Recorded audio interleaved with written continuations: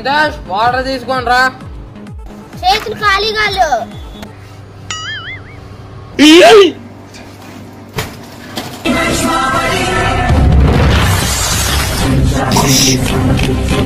ఏంట్రా సౌండ్?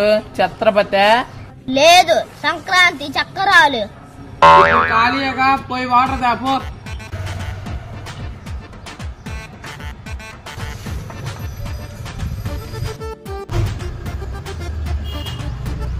ఏంది నీళ్ళు మొత్తం తాగలేదు? అలవాట్లేదులే పో. 5 minutes later. సంతోష్